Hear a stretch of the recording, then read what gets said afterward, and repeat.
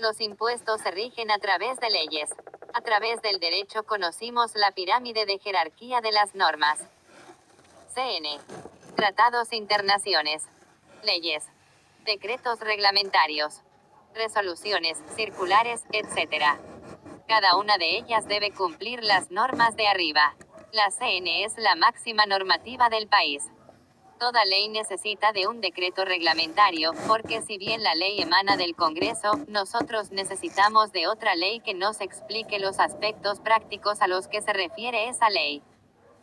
El decreto reglamentario es importantísimo dentro de las leyes impositivas porque muchas veces quienes redactan las leyes impositivas no son tributaristas y el artículo de la ley determina una situación que cuando la leemos no la entendemos, entonces nos vamos al decreto reglamentario, doctor. La reforma tributaria fue publicada el 30 de diciembre de 2017 en el Boletín Oficial. Ejemplo: la moneda digital de la que se habla ahora, no tiene definición en la ley. Esta nos las va a dar el doctor que todavía no está. Los tributos son impuestos únicamente por el Estado, nación, provincia o municipio. El poder legislativo de cada uno de los tres poderes de gobierno es de donde emanan las normas tributarias. La CN dice a los estados que tienen que satisfacer las necesidades públicas, salud, educación, seguridad y justicia.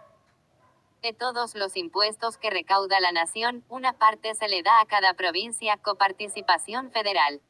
A las provincias con la recaudación de los tributos a nivel provincial no les alcanza para pagar, de ahí viene la disputa.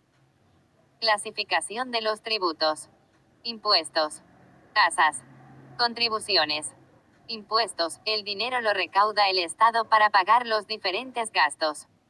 No tienen contraprestación específica. Ejemplo: el IVA. Tasas: son aquellos tributos que sí tienen contraprestación específica. Las municipalidades, el único recurso tributario que pueden imponer son las tasas. Son tasas de alumbrado, barrido y limpieza. También la tasa de seguridad e higiene. Contribuciones tienen asignación específica. Y a nivel previsional y también contribuciones por mejoras que son las contribuciones de las obras públicas. Cuando trabajo en forma independiente tengo que pagar mi aporte como autónomos, que es mi jubilación para el futuro. Esto es una contribución previsional. En cambio, si trabajo en relación de dependencia, me descuentan del recibo de sueldo un porcentaje, 11%. Los principios constitucionales o los principios de la tributación marcan los límites que la CN le pone a los estados. Art. 17 de la CN, principio de la legalidad. Para que exista un tributo tiene que haber una ley, es decir, tuvo que haber pasado por el Congreso. Otro de los principios es el de igualdad, ante la misma situación, condición, todos pagamos lo mismo. Principio de irretroactividad: una vez que se sanciona la ley y se determina un tributo, ese tributo se aplica de ahí para adelante. Principio de no confiscatoriedad: consiste en que la recaudación impositiva llevada a cabo por el Estado nunca podrá ser tal que conlleve la privación completa de bienes del sujeto. Las normas tributarias se publican en el Boletín Oficial. En todo tributo existen los elementos características básicas. Sujeto activo. Sujeto pasivo. Hecho imponible. Base imponible. Alícuota. Sujeto activo es el sujeto que recauda. Siempre es el Estado, nación, provincia, municipio. Sujeto pasivo es el contribuyente. Es aquel sujeto que realiza el hecho imponible. Hecho imponible es el conjunto de acciones, actos, situaciones o indicios que realiza el sujeto, contempladas en la ley tributaria alcanzadas por el impuesto. Ejemplo: si pagar la patente del automotor es el impuesto, el hecho imponible del contribuyente es tener un vehículo. Base imponible es darle un valor al objeto que se determinó en el hecho imponible. Ejemplo: la base imponible del impuesto del automotor es el valor del vehículo. Alícuota es un porcentaje determinado que, aplicado sobre la base imponible, me determina el impuesto. Con respecto al sujeto activo, en cada uno de los niveles hay un organismo recaudador. En naciones, la Administración Federal de Ingresos Públicos, AFIP, que recauda, controla y fiscaliza tributos nacionales. En Provincia de Buenos Aires se llama Agencia de Recaudación Provincia de Buenos Aires, ARBA. En la municipalidad también hay uno propio. Tributos nacionales, impuesto a las ganancias, impuesto a la ganancia mínima presunta, impuesto a los bienes personales, impuesto al valor agregado, régimen simplificado para pequeños contribuyentes, impuestos internos, derechos de importación, derechos de exportación, impuestos a los créditos y débitos bancarios, contribuciones previsionales, impuesto a los combustibles líquidos. Tributos provinciales bonaerenses porque cada provincia se determina sus propios tributos, a nivel provincial, a las leyes tributarias se las llama código fiscales. En vez de haber a nivel provincial una ley por cada impuesto, hay un solo código en el que están escritos todos los impuestos vigentes. El Código Fiscal de la Provincia de Buenos Aires contempla el impuesto inmobiliario, el impuesto automotor, el impuesto a los sellos, el impuesto a los ingresos brutos, el impuesto a las embarcaciones deportivas y el impuesto a la transmisión gratuita de bienes. Tributos municipales, debo ver la ordenanza municipal del municipio de Saladillo, tasa de cementerio, tasa de seguridad e higiene, tasa de barrido, alumbrado y limpieza. Todos estos tributos arman el sistema tributario argentino. Ley de impuesto a las ganancias. Art. 1. Determina el ámbito de aplicación. Es un impuesto nacional que deberán abonar tanto las personas humanas como jurídicas y cualquier otro sujeto enumerado en esa ley por todas las ganancias que hayan obtenido. Los residentes tributarán por todas las ganancias que hayan obtenido tanto de fuente argentina como de fuente extranjera. Los no residentes solo tributarán por sus ganancias de fuente argentina. Art. 119 dice quiénes son los residentes para la ley de impuesto a las ganancias. Residentes, ciudadanos argentinos y aquellos sujetos que han permanecido en el país durante 12 meses y que, habiéndose ausentado, esas ausencias, continuadas o no, no superaron los 90 días. Quien es residente paga en Argentina impuesto a las ganancias por todas las ganancias que tuvo, tanto si las tuvo de fuente argentina como si las tuvo de fuente extranjera. Se lo conoce como principio de la renta mundial. Se tributa por toda la renta en el mundo que el contribuyente tenga. En cambio, quien es no residente, solamente va a pagar ganancias por las ganancias de fuente argentina. Se lo llama teoría de la fuente. El Art. 1 dice también que en el caso de que el residente por la ganancia de fuente extranjera pague impuesto a las ganancias al otro país, se lo puede tomar como pago a cuenta del impuesto tomado acá en Argentina. El límite se determina por el incremento que tuvo la obligación tributaria de haber incorporado a sus ganancias de fuente argentina las ganancias de fuente extranjera. Ejemplo, un contribuyente residente que tuvo ganancias de $2.000, fuente argentina, y $1.000, fuente extranjera. La alícuota hipotética es del 10% para el ejemplo. Como él es residente, paga por sus ganancias de fuente argentina y de fuente extranjera, es decir, $3.000. El 10% es $300. Eso es el impuesto determinado en Argentina producto de haber trabajado en Uruguay. Uruguay a su vez le cobró vía retención $150 del impuesto de Uruguay, es decir, eso le cobró de impuesto a Uruguay. Por aplicación del Art. 1, está la posibilidad de que aquellos residentes que a sus rentas de fuente argentina le incorporen sus rentas de fuente extranjera, si en el extranjero pagaron impuesto a las ganancias, puedan descontárselo del impuesto determinado de Argentina. ¿Cuál es el límite? El incremento de la obligación tributaria, impuesto a las ganancias por incorporar a sus ganancias de fuente argentina, sus ganancias de fuente extranjera. Si yo no hubiese tenido las ganancias de fuente extranjera, el impuesto determinado hubiese sido $200, es decir, el 10% de $2.000.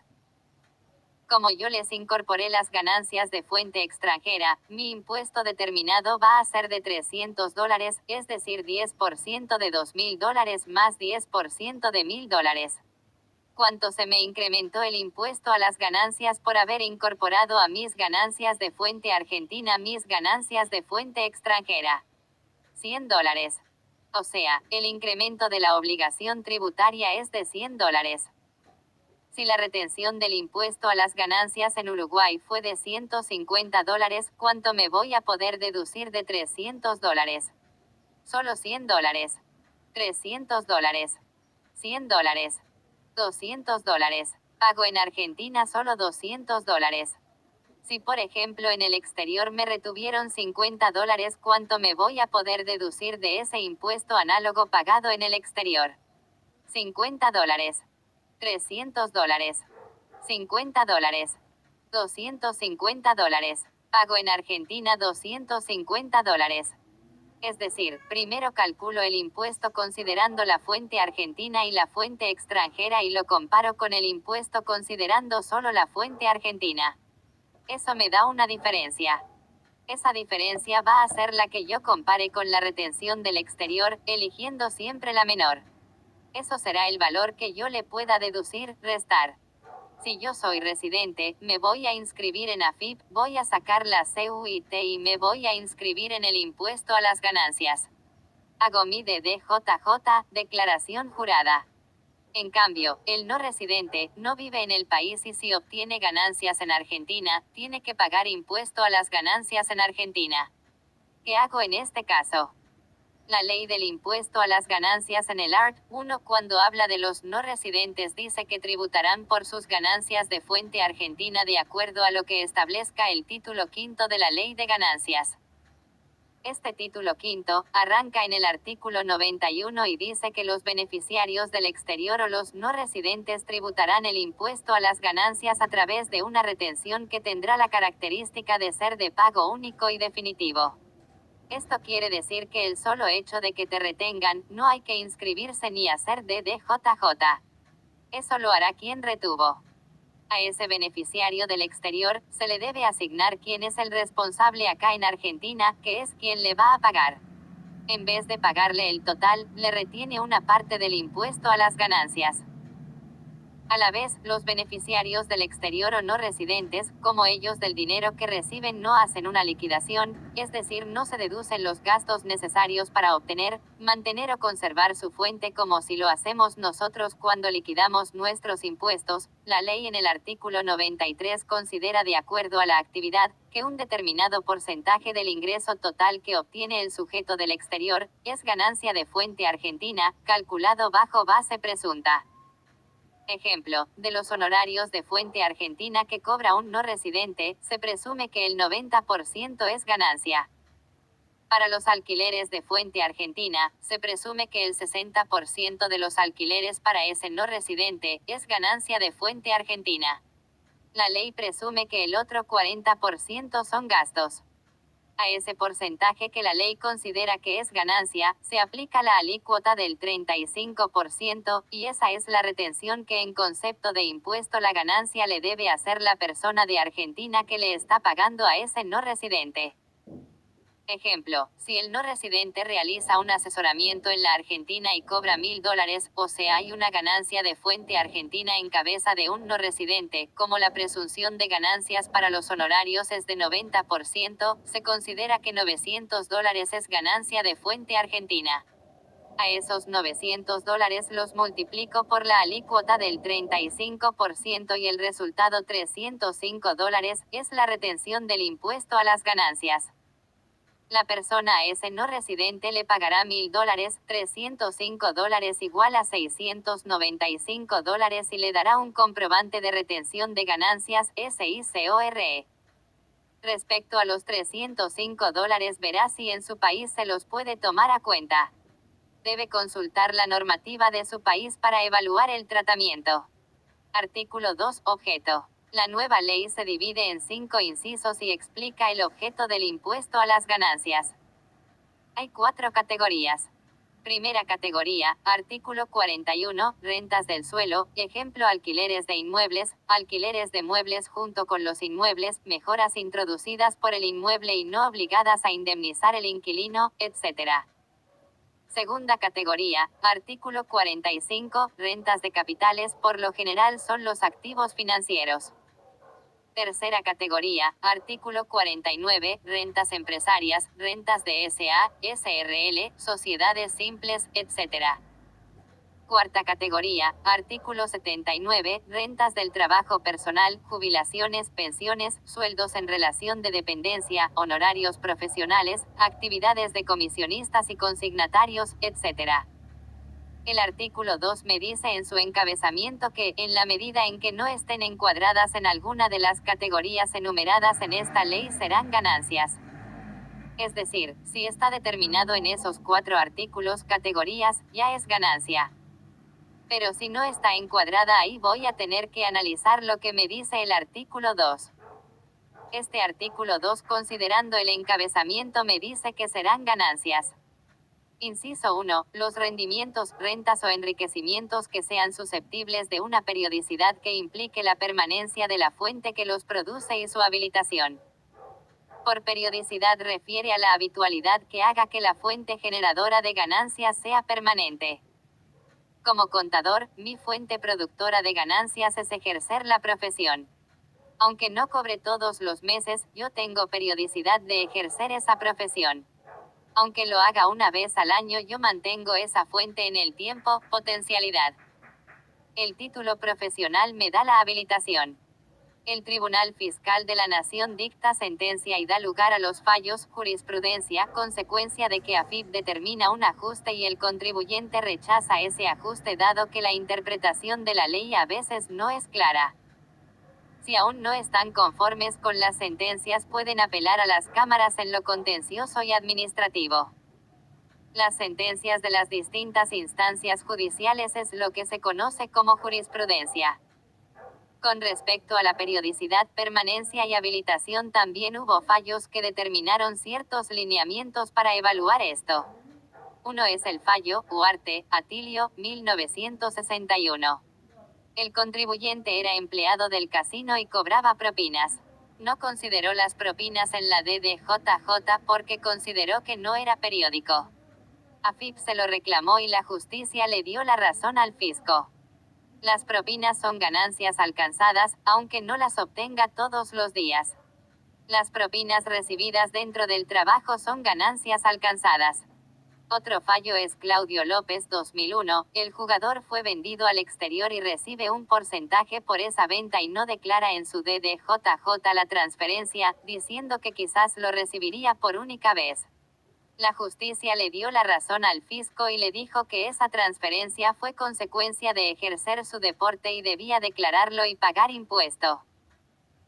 Inciso 2. Son ganancias los rendimientos, rentas o beneficios que cumplan o no con lo que dice el apartado anterior, periodicidad, permanencia, habilitación, que sean obtenidos por aquellos sujetos enumerados en el artículo 69 y todos los que deriven de las demás sociedades o empresas o explotaciones unipersonales, y excepto que no siendo sujetos del artículo 69 desarrollen actividades enumeradas en el artículo 79 inciso F y G, y complementen con una explotación comercial. Los sujetos enumerados en el artículo 69 son sociedades anónimas simples, sociedades en comandita por acciones, fundaciones, asociaciones civiles, fideicomisos, fondos comunes de inversión, sociedades de responsabilidad limitada. Todos esos y las demás sociedades o empresas o explotaciones constituidas en el país, por ejemplo, una sociedad simple, una sociedad colectiva, tributarán por todas las ganancias independientemente que se den las condiciones del inciso 1 del artículo 2. Ejemplo: una SA que fabrica neumático, tiene un galpón donde guarda los neumáticos, vende ese galpón, por ende paga ganancias por esa venta. Además, este inciso dice que los sujetos que no tengan ese tipo societario, y son sujetos que realizan actividades del artículo 79F y G, es decir, profesiones, oficios, mandatarios, gestor de negocios, comisionistas y consignatarios, y complementan con una actividad comercial, también pasarán a formar parte del inciso 2 y no se tendrá en cuenta la periodicidad, permanencia y habilitación. Ejemplo: yo soy contador, por lo tanto, realizo la actividad profesional contemplada en el artículo 79 inciso F. Si dentro de la actividad yo complemento con venta de libros contables, yo complemento mi servicio profesional con una actividad comercial, por lo tanto yo paso a tributar por inciso 2. En cambio, si solo realizo mi actividad profesional, artículo 79F y G, sin complementar con actividad comercial y sin el tipo societario del artículo 69, entonces tributo por el inciso 1 del artículo 2 y no por el inciso 2 del artículo 2. Inciso 3. Los resultados provenientes de la enajenación de bienes muebles amortizables cualquiera sea el sujeto que las obtenga. Es una excepción del apartado 2. Los bienes muebles amortizables son aquellos que se trasladan de un lado al otro pero que están afectados a generar ganancia en cabeza del contribuyente. Ejemplo: tengo mi estudio contable y compré mi computadora. Pasó un tiempo y la vendo, precio de venta, valor residual igual a resultado por la venta. El VR será valor de adquisición, amortización acumulada. Ejemplo: la compré en $2,000 y se amortizó en 5 años. Está totalmente amortizado, por lo tanto el VR igual a 0. Si la vendí en $5,000, entonces $5,000, 0 igual a $5,000, que es el resultado por la venta. Es ganancia alcanzada porque esa computadora es un bien mueble amortizable dado que está afectado a mi actividad. En cambio, si yo vendo la computadora que tengo en casa, no está alcanzado porque es solo un bien mueble, no es bien mueble amortizable. Para ser amortizable debe estar afectado a mi fuente generadora de ganancias. Si tengo un auto que uso para llevar a niños al colegio y para visitar clientes como contador, el resultado de la venta está alcanzado por ganancias. Sí, en una proporción. Existe un fallo llamado Gidayevich que dice que el 50% de la renta está afectado a lo personal y el otro 50% a lo profesional. Inciso 4. Serán ganancias los resultados provenientes de la enajenación de acciones, valores representativos y certificados de acciones, cuotas y participaciones sociales, incluidas las cuotas partes de los fondos comunes de inversión, certificados de fideicomisos y contratos similares, las monedas digitales, títulos, bonos y demás valores cualquiera sea el sujeto que las obtenga. Inciso 5. Los resultados provenientes de la enajenación de inmuebles y de la transferencia de derechos sobre inmuebles independientemente del sujeto que las obtenga. Este apartado 5 se va a aplicar a inmuebles que fueron adquiridos con fecha posterior a la sanción de la ley, es decir, a partir del 1 de enero de 2018. Además, para los bienes inmuebles heredados o donados se da la misma consideración. Hasta el 30 de diciembre de 2017 lo que se pagaba era el ITI, impuesto a la transferencia de inmuebles. Este impuesto se pagaba cada vez que se vendía un inmueble y lo pagaba el vendedor. También es un impuesto nacional y es el 1.5% del valor de venta de la propiedad. Este ITI lo retiene el escribano y le paga al vendedor la diferencia. A partir del 1 de enero de 2018 desaparece ITI. El ITI continúa para todos aquellos inmuebles adquiridos con fecha anterior al 1 de enero de 2018. Los incorporados, adquiridos, heredados, donados y vendidos a partir del 1 de enero de 2018 pagan impuesto a las ganancias por este inciso 5 del artículo 2. No se paga ITI cuando el bien que se vende es casa habitación y ese dinero se va a usar para comprar otro bien inmueble para casa habitación en el plazo de un año. Excepciones del inciso 1 del artículo 2. El artículo 114 del Doctor 2017 establece que cuando un contribuyente perciba en concepto de honorarios por el desarrollo de las actividades enumeradas en el artículo 79 inciso F y G, un bien, honorario en especie, y ese bien lo enajene dentro de los 2 años de haberlo recibido, el resultado por la venta de ese bien, estará alcanzada por ganancias. El artículo 72 del Doctor establece que cuando exista disolución de sociedades y los bienes de las mismas sean adjudicados a los socios, si los socios venden esos bienes antes de los 2 años que hayan transcurrido desde su adjudicación, el resultado por la venta estará alcanzado. El artículo 89 del Doctor define a los loteos con fines de urbanización, que son los que conocemos como country, barrios cerrados, barrios privados. Si esa persona humana, no empresa, hace el loteo y en un solo fraccionamiento se sacan 50 o más lotes, y en ese caso, cada vez que se venda un lote y se obtenga un resultado por la venta de ese lote, tributa ganancias. O también se considera loteo con fines de urbanización cuando se vendan más de 50 lotes durante el término de 2 años contados a partir de la venta del primer lote independientemente de que provenga de operaciones de fraccionamientos diferentes. Primera situación, del primer fraccionamiento saqué más de 50 lotes, por ende, paga ganancias. Segunda situación, saqué menos de 50 lotes, por ejemplo, en uno obtuve 30 lotes y en el otro, 20 lotes. No cumplo con la primera condición, paso a analizar la segunda. En el transcurso de 2 años yo vendí más de 50, entonces desde la primera venta del lote pago ganancias. Y tengo que rectificar mis DDJJ anteriores y pagar ganancias por esos 2 años. Si no pago ganancias, residualmente pago ITI, impuesto a la transferencia de inmuebles. El ITI tiene un valor mucho menor que el impuesto a las ganancias. Impuestos. Clase 2.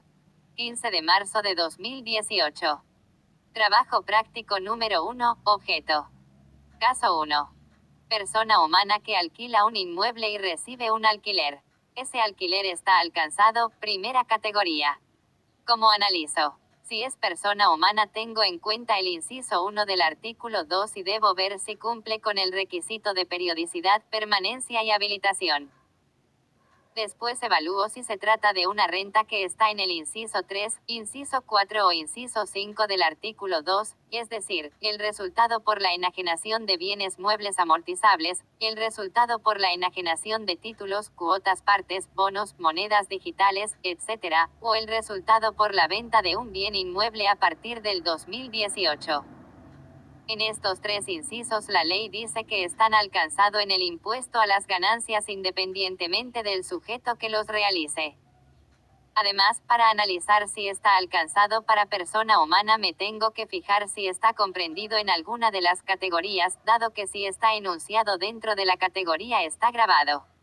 Hay 4 categorías. Renta de suelo, artículo 41, renta de capitales, artículo 45, rentas de sujetos empresa, artículo 49, y rentas del trabajo personal, artículo 79. Y otro aspecto no menos importante es la excepción al inciso 2 del artículo 2 que dice que si la persona tiene ganancias del artículo 79F y G, y no complementa con actividad comercial y además no adopta la forma jurídica del artículo 69, entonces no se lo considera sujeto empresa y se analiza por inciso 1 del artículo 2.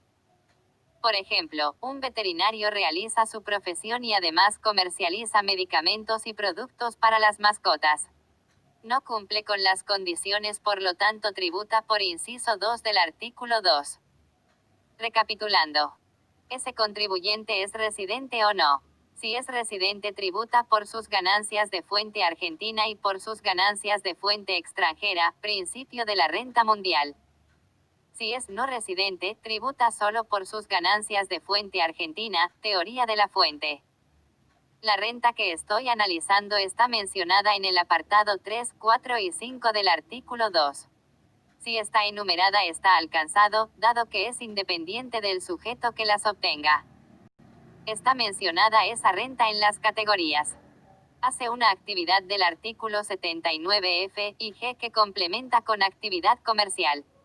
Si pasa eso, va por inciso 2 del artículo 2. Una persona humana vende un inmueble. Hasta el 31 de diciembre de 2017 no estaba alcanzado por ganancias, pagaba ITI. No estaba alcanzado porque no se cumplían los requisitos del inciso 1 del artículo 2. Con la reforma 2018, si ese inmueble fue adquirido con fecha posterior al 1 de enero de 2018, el resultado generado por la venta estará gravado por el impuesto a las ganancias primera categoría.